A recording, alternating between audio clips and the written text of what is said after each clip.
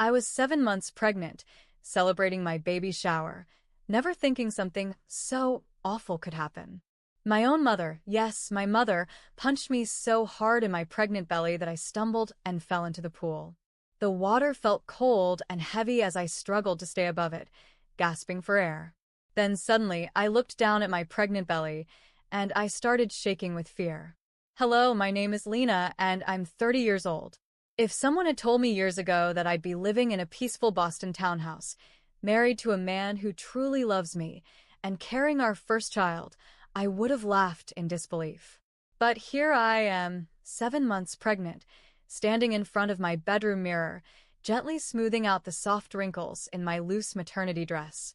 I placed my hand over my belly and smiled as I felt a little flutter inside. Our baby boy, Jack, had been moving more these days. Sometimes it was a kick, other times just a slow, sweeping motion. Every movement reminded me that something beautiful was growing inside me. The sunlight poured through our window, and for a moment, everything felt still and right. Ryan, my husband, walked in with a warm cup of tea and kissed my cheek. For the Queen and the little prince, he teased with a grin. He had a way of calming me, even when my heart felt like it was tied in knots. Despite this moment of peace, I couldn't ignore the heaviness I felt deep down. The truth was, my mother, Janet, and my sister, Sophia, had always been a source of stress in my life. And now that my baby shower was just days away, their negativity was creeping back in like a shadow. I took a sip of the tea and sat on the edge of the bed. I had worked hard for this life, through college, through a tough career in real estate, through years of self-doubt that stemmed from growing up in a home where I was never enough. I had built something real and stable. I had love, safety, and now, hope. But deep down, I knew the peace wouldn't last for long. Not with Janet involved. I was folding baby clothes in the nursery when Ryan called out, "Lena, it's your mom on the phone." Just hearing those words sent a shiver down my spine. I froze for a second, then took a deep breath and walked into the hallway where Ryan held out the phone with a concerned look. I forced a smile and took it from him. "Hi, Mom." Her voice was sharp, direct, the way it always was when she wanted control. "Lena, I need to talk to you about your baby shower. Sophia and I have made some changes. We've moved the venue to the Bloomfield Club. It's more elegant than that little cafe you picked. I've already made the reservation." I shut my eyes and inhaled slowly. "Mom, I've already signed a contract with Riverside Cafe. My friends know the place. I'm paying for it myself." "Oh, please," she snapped. "I'll cover the cancellation fee. And while we're at it, the dress you chose looks like a curtain. Sophia found a lovely one for you, more refined, more graceful." I felt my stomach tighten. I was already 7 months pregnant. My body was changing, my emotions were on edge, and here she was, belittling everything I had planned for my own celebration. I looked over at Ryan, who was watching from the doorway. He stepped forward and gently placed his hand on my back. That warmth gave me the strength to speak. "Mom, Ryan and I have already made all the decisions. This is a special moment for us, and we want the shower to reflect that. We're keeping it the way it is." There was a pause on the other end. Then she exhaled sharply. "You're always like this. Never listening. Never thinking about how much pain Sophia is in. Do you have any idea what it's like for her, seeing you pregnant when she can't have children?" My throat tightened. I had tried for years to show compassion to my sister, but my pregnancy wasn't a crime. It wasn't meant to hurt anyone. "I'm not trying to hurt Sophia," I said quietly. "But this is a celebration. My celebration. For once." Her voice trembled with rage. "How selfish of you." Before I could respond, Ryan calmly took the phone from my hand. "Janet," he said firmly, "Lena needs rest. The baby shower will go on as planned. If you don't want to attend, that's your choice." And just like that, he hung up. I sat down on the couch, shaking. Tears welled up in my eyes. Why can't she just be happy for me? Ryan sat beside me and pulled me into his arms. "Because her love comes with conditions. But mine never will." Later that evening, my father, Frank, called. His voice was gentle, almost apologetic as always. "Lena, I'm sorry about your mother. She's just concerned about you, that's all. I gave a hollow laugh. Dad, you've been saying that since I was 12. It's not concern. It's control. There was silence on the other end. Then he spoke softly. I'll be at the shower. I'll bring your mother and Sophia too. Just try not to worry. Maybe this time will be different. But I knew better. The morning of the baby shower arrived with sunlight streaming through our bedroom windows. Birds chirped outside, and for a moment, it felt like a perfect spring day. But beneath the calm surface, I was nervous. Not about the guests. Not about the food or decorations. But about what might happen if my mother and sister showed up. Ryan came in holding my shoes and smiled. How's my favorite mom-to-be feeling? Nervous, I admitted as I placed a hand on my rounded belly. I just want this day to go well. For once, I want to feel like I belong in my own life. He knelt in front of me and helped me put on my shoes. You do belong, Lena. This is your moment. And no matter what happens, I'll be right beside you. He kissed my hand and helped me to my feet. I felt the baby shift gently inside me, as if reminding me, I'm here too, Mom. By noon, we arrived at Riverside Cafe, which had been transformed into a soft wonderland of blue ribbons, pastel balloons, and floral centerpieces. The outdoor terrace overlooked a sparkling pool, with sunlight dancing on the water. My best friend Olivia, who had organized everything, greeted me with a tight hug. You look beautiful, she whispered. Everything's ready. All you have to do is breathe and enjoy it. I tried to smile. I'm trying, Liv. Really. As guests started arriving, I began to relax. My coworkers from the real estate office came with gifts wrapped in shades of blue and white. Old college friends laughed as they admired the setup. For the first time in weeks, I felt normal. Ryan stayed close, watching me closely. He leaned in and whispered, You okay? I nodded. Just if Mom and Sophia show up, promise you'll let me know right away? He brushed a strand of hair behind my ear. If anything goes wrong, I'll handle it. I promise. Just as I was beginning to let my guard down, a hush fell over the entrance. I turned, and there they were. Janet, my mother, strutted in like she was the guest of honor. She wore a blazing red dress that sparkled in the light, completely inappropriate for a baby shower. Her head was high, her face expressionless. Frank, my father, followed behind in his usual quiet demeanor, shoulders slightly hunched. And then came Sophia, my sister, wearing a tight black dress, clearly meant to show off how slim she was. Her hair was perfectly curled. Her eyes locked with mine, and she gave me a smile that didn't reach her eyes. Congratulations, Lena, she said sweetly. It's so like you to throw a party in such a casual place. I forced a smile. Thank you for coming, Sophia. And, Mom, Dad. Janet gave me a cold look, scanning me from head to toe. Her voice was low but sharp.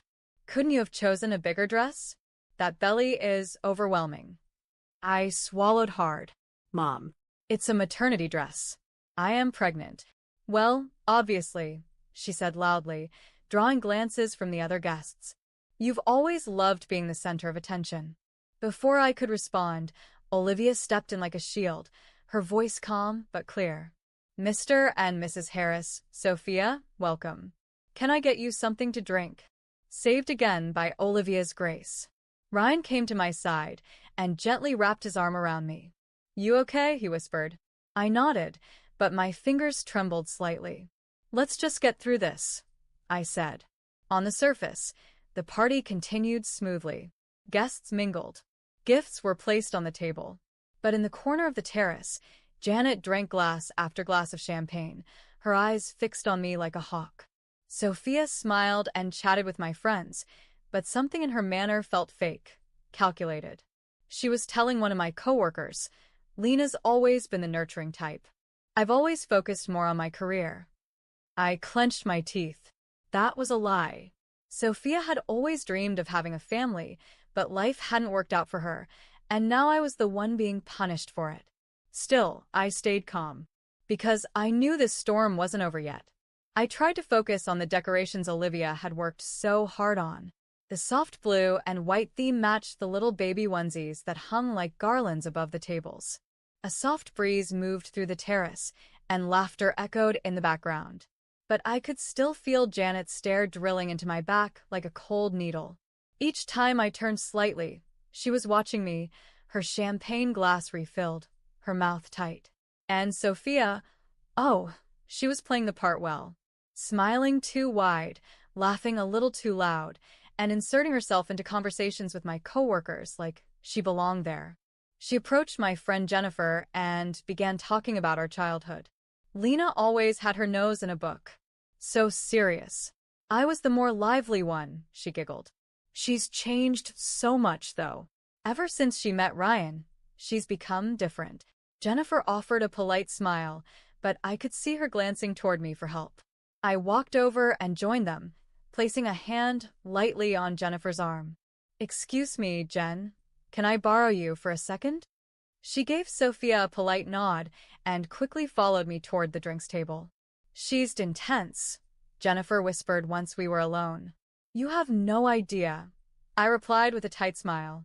Meanwhile, Janet was on her third glass of champagne. Her eyes were glazed, and her voice was starting to rise. She laughed too loudly at something Frank said, and then shook off his hand when he tried to calm her. "She's starting to lose it," Olivia whispered to me as she passed by. "Be careful." I nodded. I knew that look in my mother's eyes. I'd seen it too many times before. Moments later, Olivia gathered everyone and clapped her hands. "Okay, everyone, let's play a game. It's called Advice for the Mother-to-Be. Each of you wrote a parenting tip, and Lena will try to guess who said it." Guests laughed and gathered around. For a moment, I smiled and leaned into Ryan's shoulder as I picked up the first card. But I didn't even get to read it before Janet stood up, swaying slightly. Her voice rang out through the group. "I have some advice, too." The laughter died instantly. "Children are born to punish their parents," she said, raising her glass. "Isn't that right, Lena?" The room fell completely silent. My heart pounded in my ears. Ryan stood up beside me. "Mrs. Harris," he said in a firm voice, "maybe now isn't the best time." Janet turned toward him, ignoring his calm tone. "Oh, hush. You're the one who's ruined everything. Is that baby even yours?" Gasps rippled through the crowd. My knees went weak. "What?" I whispered, stunned. Janet laughed, her voice slurring. "You always had to be the star, didn't you, Lena? Since you were little. Always pushing Sophia into the shadows. Now you're showing off like this, while she can't even have children." Sophia walked up behind her mother and whispered something in her ear, something I couldn't hear. Janet's face twisted with even more anger. "I'm tired of pretending," she spat. "This family has always revolved around your drama." Frank stood up from his chair, his face pale. "Janet, that's enough." But she wouldn't stop. Ryan stepped between us again. "Stop this, or I'll call security." That's when Janet snapped. She shoved Ryan aside and stormed toward me. Her eyes were wild, drunken, furious, and completely unhinged. "You should never have been born," she screamed. Then, with all the force in her body, she punched me right in the stomach. The air rushed out of my lungs. I stumbled backward, gasping, my hands flying to my belly. I felt like I couldn't breathe. The pain was instant, hot and sharp, and the next thing I knew, my foot slipped at the edge of the pool, and I fell. 7 months pregnant, soaking wet, dizzy and panicking, I sank into the water, screaming inside. The cold water swallowed me whole. For a split second, everything went silent. The shouting, the gasps, the chaos above, all muffled by the rush of water filling my ears. My dress, now soaked and heavy, tangled around my legs. I kicked instinctively, but panic clouded my thoughts. All I could think was, the baby. Jack. Please, not my baby. I thrashed upward, my arms pushing through the weight of my soaked clothes, but it felt like I was moving in slow motion. The pressure in my chest tightened. I needed air. I needed help. Above the surface, I could hear faint, muffled voices, then suddenly a scream cut through the noise. "Lena!" someone shouted. Oh my God, Lena. I saw hands moving at the edge of the pool. Two male guests jumped forward to help. And then, like a flash of light through the panic, I saw Ryan, diving into the pool without hesitation. His arms were around me in seconds. "I've got you," he whispered, breathless but steady. "You're okay. I've got you." He pulled me toward the edge of the pool as guests helped lift me out. Water streamed down my body as I collapsed on the ground, coughing and trembling. My dress clung to me like a second skin, and my hands immediately flew to my belly. "I don't know if he's okay," I whispered, my voice shaking. "Ryan, baby, you're going to be all right," he said, cradling me in his arms. "Just hold on." Frank stood nearby, frozen in shock. His eyes flicked between me, soaked and shaking, and Janet, who now stood motionless, her champagne glass still in hand, her face pale. But the most haunting part? Sophia. She stood a few steps behind her mother with her arms crossed and a slight smirk on her lips. She didn't speak. She didn't move. She just watched. And then something unexpected happened. Frank reached into his pocket, pulled out his phone, and dialed 911. His voice, though calm, carried weight. "This is Frank Harris.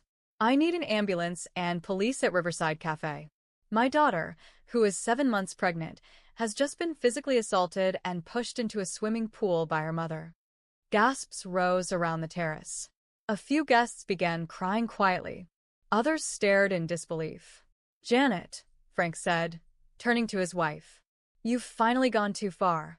She opened her mouth, but he cut her off. No. "Not this time. Not anymore." Just minutes later, sirens wailed in the distance. The flashing red and blue lights painted the walls of the cafe. Paramedics rushed in with a stretcher, their voices calm but urgent as they helped lift me up and wrapped a blanket around my shoulders. One of them pressed a stethoscope gently to my belly. "Heartbeat is present," he said. "We're taking you to the hospital now for full observation." Ryan rode with me in the ambulance, holding my hand the entire time. My head rested on his shoulder, and I stared at the ceiling above me, still numb. All I could whisper was, "She punched me, Ryan. She punched me. And the baby." "I know," he said, his voice low and full of fury. "She's going to pay for it. I swear to you, she's going to pay."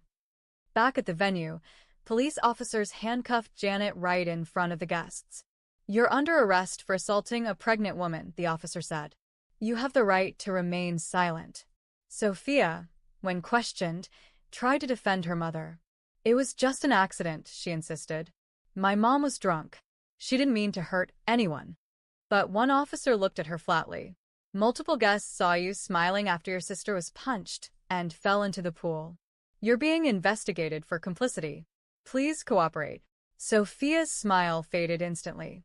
And for the first time in my life, justice had begun. The hospital room was quiet except for the rhythmic beeping of the fetal monitor beside me. My hair was still damp, and my body ached from the impact, the shock, and the fear. But when I looked at the screen and saw the steady flicker of my baby boy's heartbeat, a small breath of relief escaped my lips. "He's okay," I whispered. Ryan, sitting at my bedside, reached for my hand and kissed it gently. "You both made it through. You're safe now, Lena." Tears welled in my eyes, not just from relief, but from years of buried pain finally breaking free. I thought I'd lose him, and she just stood there. My own mother. He didn't respond at first, just kept holding my hand.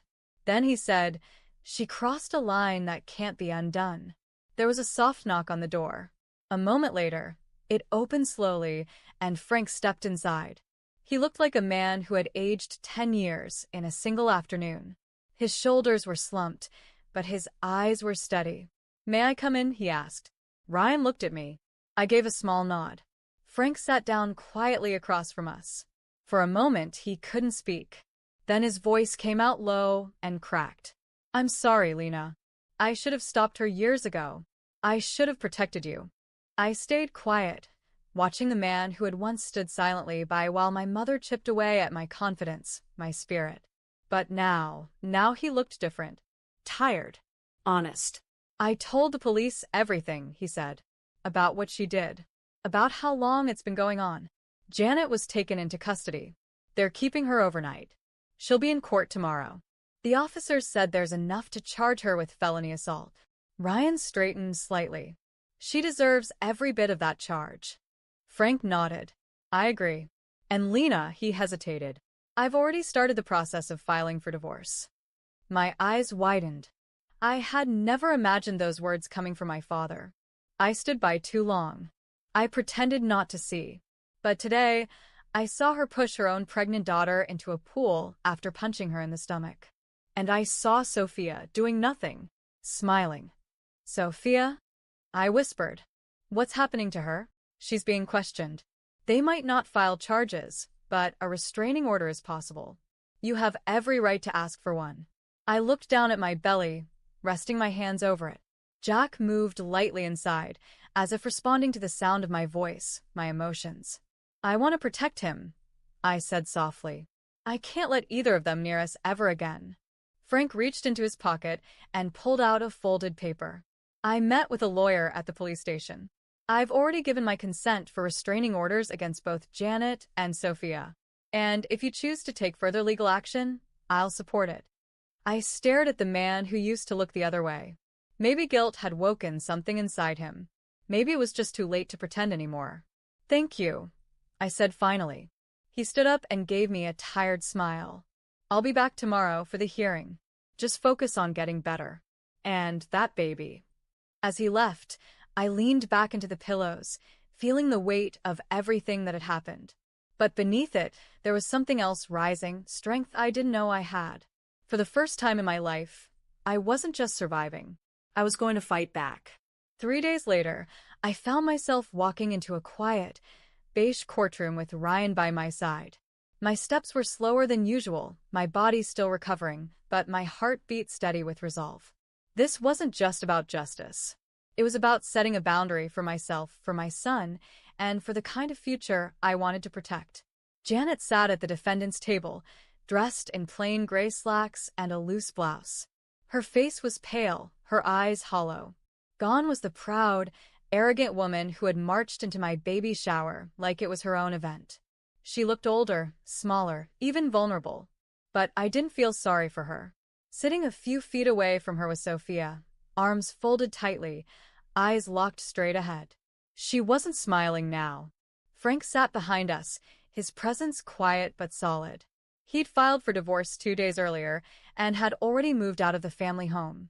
For the first time in my life, he had picked the truth over silence. The judge, a sharp woman with clear eyes and a steady tone, called the hearing to order. The prosecutor laid out the case. Assault on a pregnant woman. Reckless endangerment. Public disturbance at a private event. Then came witness testimony. Olivia spoke first, describing exactly what she saw, the punch, the fall, the way I struggled in the water. Then a guest confirmed that Sophia had smiled while I sank. Then it was my turn. As I took the stand, I felt Jack move lightly inside me, as if reminding me he was still there, strong, just like I needed to be. I was 7 months pregnant when my mother punched me in the stomach, I said, my voice clear. She was angry, drunk. But that wasn't the first time she tried to control or shame me. It was just the first time she showed the world who she really is. I paused. If it hadn't been for my husband, for the guests who pulled me out of the water, my baby might not have made it. And all because I wanted to celebrate the life I was bringing into this world. When I finished, I saw Janet lower her head, but I didn't care if her shame was real. It was too late. The judge turned to her. Do you have anything to say, Ms. Harris? Janet opened her mouth but said nothing. For once, she had no defense. The judge gave her ruling with no hesitation. 4 years in state prison, no chance of early parole. Mandatory anger management therapy. Restraining order enforced permanently. She was not to contact me or Jack in any form. Sophia was not charged criminally, but a civil restraining order was issued against her as well, effective immediately. As we walked out of the courtroom, Ryan wrapped his arm around me and whispered, "It's over." "No," I said quietly. "It's just beginning." 2 months passed in a blur of healing, reflection, and preparation. The bruises faded, but the memories didn't. I saw them in flashes, Janet's fist flying toward my belly, the cold water swallowing me whole, Sophia's smirk in the background. But those moments no longer held me hostage. I had taken back control. I had cut the cord that bound me to pain. And now, standing in the maternity ward, gripping Ryan's hand through a wave of contractions, I was ready to bring my son into the world. "It's almost time," the nurse said with a calm smile. "You're fully dilated, Lena. Just a few more pushes." Sweat beaded at my temples. My fingers tightened around Ryan's hand. He brushed my damp hair back and kissed my forehead. "You've got this. You're the strongest woman I've ever known." I took a breath, deep and full, and then I pushed. 10 minutes later, I heard the sound I had been waiting months to hear, my baby's cry. My heart exploded. "It's a boy," the doctor announced. "A healthy baby boy." They placed him on my chest, and for a moment the whole world disappeared. His skin was soft and warm, his tiny fingers curled tightly, his eyes squeezed shut as he wailed in protest at this strange, new place. I laughed through tears, touching his tiny cheek. "Hi, Jack," I whispered. "I'm your mom, and I've waited my whole life to meet you." Ryan leaned in, tears in his eyes. Hey, little guy. "We've got you now." The nurse took Jack to clean and wrap him, and Ryan stood protectively by. I lay back against the pillows, physically exhausted, but emotionally filled in a way I never knew was possible. We had survived. And now we had a new beginning. The sun spilled through the kitchen window of our new home, warming the hardwood floors as little Jack crawled clumsily toward the sliding glass doors that led out to the backyard. At 10 months old, he was already full of curiosity, chubby legs wobbling, soft giggles echoing in every corner of the house. "Come on, little explorer," I said, walking over and scooping him into my arms. His tiny hands reached for my necklace, and I laughed. "Nope, not food, buddy." Behind me, the smell of grilled vegetables drifted in from the patio. Ryan stood at the grill, flipping burgers and sipping lemonade. He wore a t-shirt with tiny baby handprints on it. Jack had decorated it this morning. "Food's almost ready," Ryan called, waving a spatula in the air like a proud dad. Life had changed. After the trial, we'd moved out of the city and into a quieter neighborhood where no one knew our past. The air here was calmer. The silence wasn't filled with tension. It was filled with birdsong, baby laughter, and late-night whispers under warm blankets. Frank, my father, visited us every few weeks. He had sold the old house and moved to Arizona, just like he'd planned. When he came, he always brought a carved wooden toy for Jack. His hands, once still and passive, now shaped animals, trains, and blocks. Gifts for the grandson he swore to protect. He was trying. In his own quiet way, he was making up for the years he lost. One afternoon, I received a letter in the mail. It was from Sophia. Her handwriting was the same. Controlled. Neat. Inside, she apologized. She said she regretted not stopping Mom, not doing more, not protecting me. But between the lines, I could feel something else, a familiar manipulation, a desire to step back into my life. I folded the letter and placed it in a drawer without replying. Some doors stay closed for a reason. Jack began wiggling in my arms, and I took him outside to Ryan. We laid a soft blanket on the grass and sat together while Jack chewed on a teething ring and kicked at the breeze. Olivia joined us a few minutes later, holding a fruit tart and smiling wide. I brought dessert and baby snuggles. We laughed. She was more than a best friend now. She was family. As we sat in the sunlight, surrounded by people who chose me for who I am, not what I gave them or how I made them look, I realized something. I had broken the cycle. I would raise Jack with love, respect, and safety. I would never make him feel small just to make myself feel powerful. I looked over at Ryan, who reached out and placed his hand on mine. And I knew this was home. "Family," I said aloud, watching Jack roll onto his back, eyes fixed on the clouds. "Isn't just about blood. It's about who shows up, who stays." who lifts you up. Ryan squeezed my hand. And we'll make sure Jack always knows that. I smiled as the breeze danced through the grass and Jack's soft laugh rang out like music. We were free, and we were finally whole. Thank you for watching this story. If you liked it, please like the video, leave your thoughts in the comments, and don't forget to subscribe for more powerful and emotional stories. Your support means a lot and helps us keep sharing real-life inspired content every week.